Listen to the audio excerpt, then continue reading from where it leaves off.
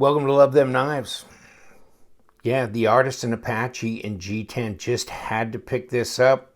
Let's check it out.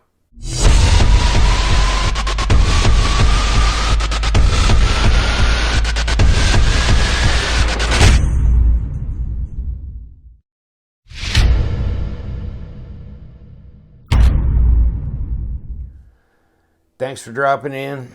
Artisan Cutlery. They make the model called the Apache, which I've had the titanium one, but I don't have the titanium one anymore.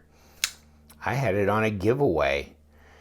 Yes, I did. And so I decided, I saw this come out, and of course, you know, you got this glass breaker on the end. You might find it very unsightly.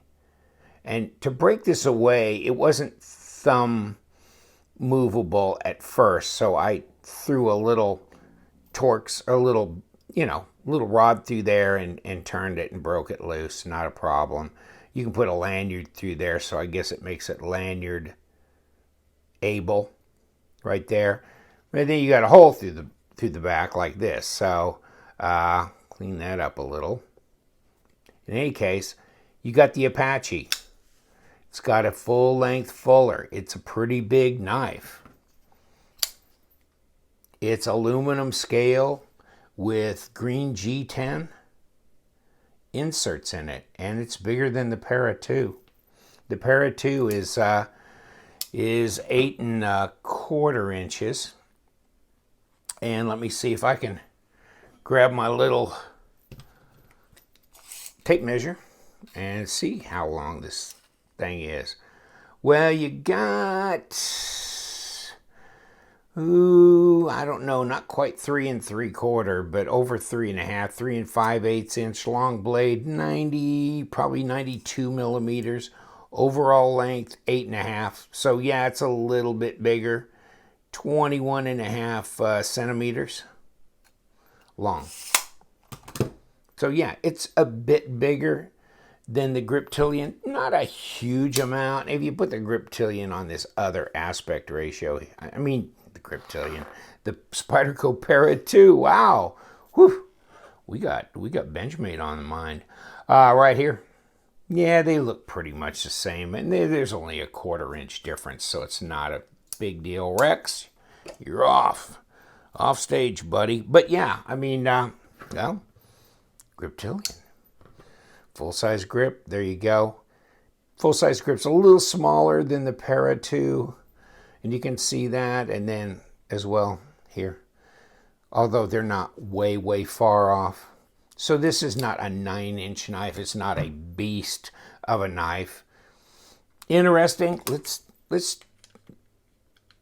get some basic stats here. 0.154, almost 4 millimeters then. Yeah, 3.8 millimeter blade stock of D2 steel, 0.59, almost 0.6 inch. 15.1 millimeters, that's to the outside of this G10, which protrudes up from the scales. Okay, so this is D2 steel, and I sent an Artisan Cutlery knife in for testing, so we'll see how that D2 tests out and what the Rockwell will be on that when it comes back. It wasn't this model, but it was another model. So yeah, it'll be interesting to see how that tests. I believe, I keep thinking that it had been tested and it was D2, but I couldn't remember what the HRC was. So what do they say it is? That's a good question. Let's see if it gives it here. 58 to 60, so yeah, okay. Yeah, I bet it'll probably test in that range, but we'll see. Stonewash blade, and it's almost a cleaver-ish look. And that detent ball, there you go. It's really smooth. It has ceramic bearings. That detent ball kind of, see, comes later. So you got to kind of really let it roll over on your thumb there to where your thumb's back in here and it gets over that detent ball. Yeah, but then it just drops. And you can adjust that with the pivot. I mean, you don't have this proprietary thing anymore. They have a regular Torx capable screws here. And deep carry pocket clip that can also go left hand. So it's a chunk of change. You know, and when you come up to these points here on the underside of the knife, you know, then you got to have hands that fit that. See, I can't get that in there. And then this is too big. So it's, I don't know if I'd say it's as ergo friendly as I'd like it to be, because I think they should have probably pushed this up forward if they're going to have this, and should have brought it a little further forward. Because, yeah. It's doable. I guess what I do is I just back up like this, and that's more comfortable than trying to get up against the flipper tab. This is more comfortable. Now, if you go this way, yeah, then you lock in. So really, the most comfortable way to hold this is almost this way, or back this way, really back off of it. So there's your pass-through. It's a liner lock. These are aluminum scales, so this is steel liners through here. I was testing the aluminum, and then I was getting magnetism, and I'm going, oh, yeah, well, it's got steel liners, so. In any case, but it's smooth. It really is. Now, the detent is not all that strong. Yeah, it's a 5. It's a 5 at best. And you can probably fail this, yes.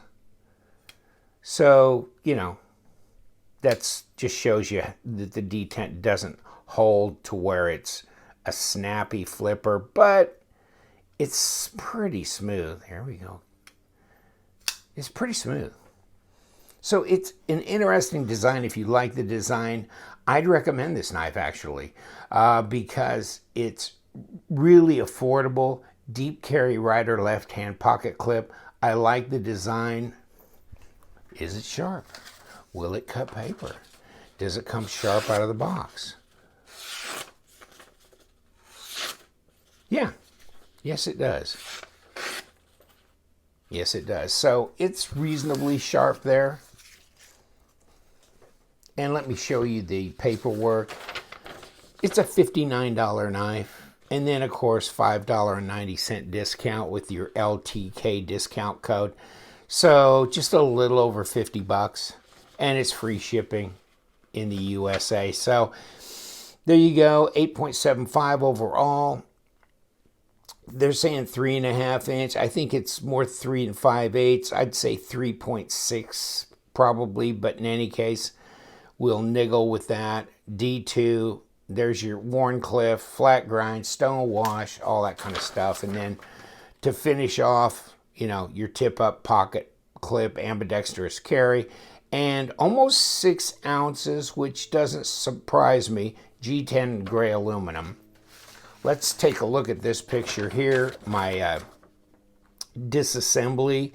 So I didn't take everything off. I didn't take the inserts out, and I didn't pull these individual steel liners out. I just didn't have any reason to. What I was really looking for was, number one, is that a D-shaped pivot. It did come apart very easily. No issues with the hardware. Obviously, there's your blade stop up here that fits also into here. And yeah, ceramic bearings. Wiped it down, put a little pivot lube in there, put it back together. It was just pretty much the same as when I got it. It was pretty good action when I got it. And there's your ceramic detent ball. So yeah, I mean, it's not rocket science. Came in this box, by the way, which is very structural.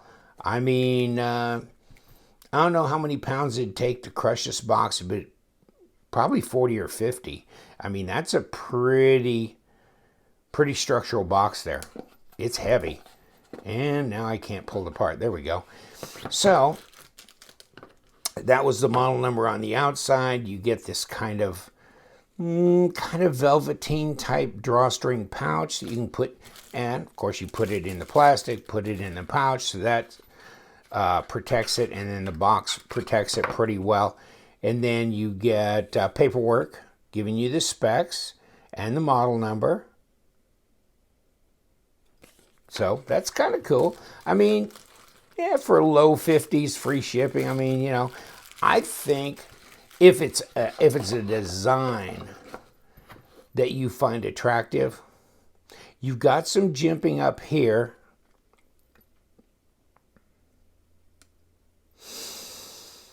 And you've got jimping on your flipper tab. And the flipper tab's pretty intuitive.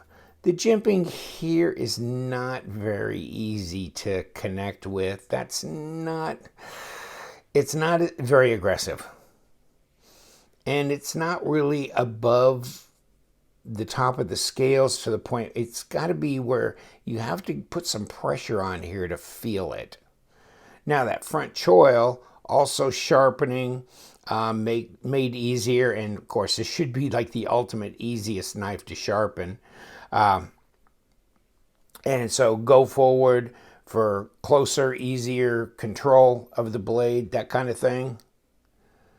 You do have a backspacer, which is nice, and I think it completes it a little bit. Also helps to keep things from sliding through from the other direction to impact the blade.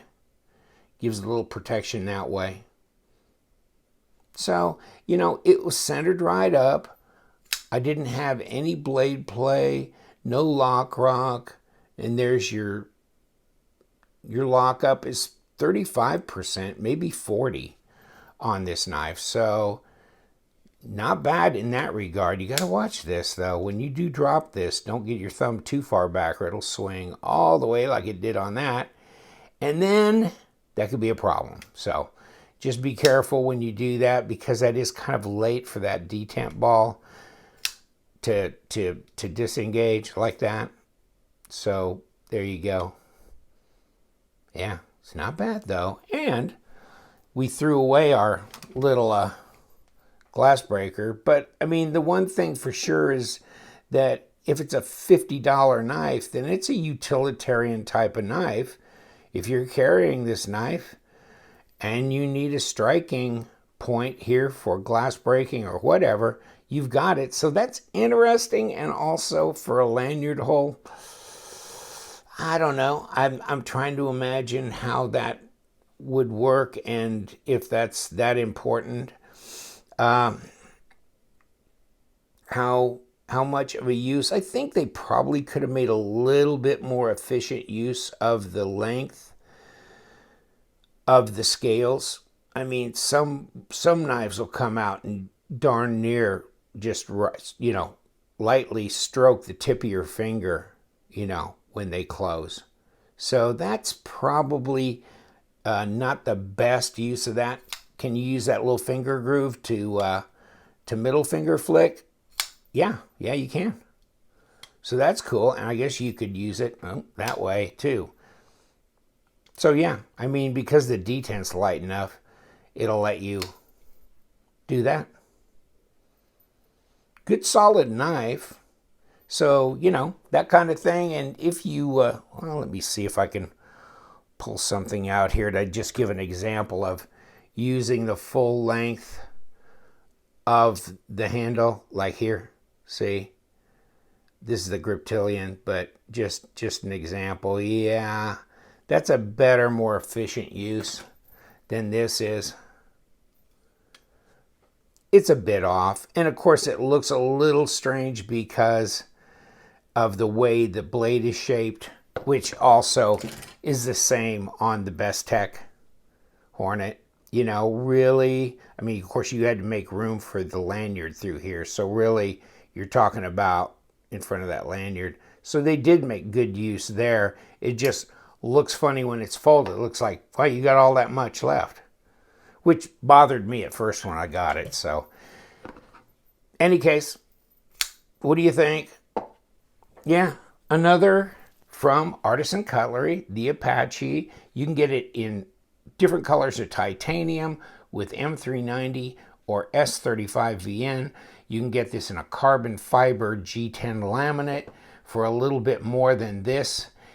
Or you can get it with the aluminum and the G10, which is really strange that it wasn't an entire G10 scale thing. They did it in aluminum, but they did it at a pretty reasonable price. So I think, you know, with the D2, the aluminum, but you've got these steel liners in here, it's a pretty strong knife. And it's a pretty good size knife. So, and it's fairly heavy, like we said, almost 6 ounces. And I'm going to weigh this up and then I'm going to click out. 169 grams. It's as close to 6 ounces as you can get and not be 6 ounces, basically. So 5.98. So yeah, it's no lightweight beauty, but yeah. It's a real carry user, heavy duty, not a piercing king, obviously. Slicing should get the job done, absolutely. Different kind of design. I like the design of this knife. So, see what you think. Maybe not for you, maybe. And at that price, good solid knife, especially if the D2 is properly heat treated. I mean, you got good blade steel and you got a solid, you know, really structural handle there with the aluminum. Kind of surprising. Nice and grippy too, if you saw that. Nice and grippy. All right, I'm gonna let you go. Flanagan, are we gonna get out of here?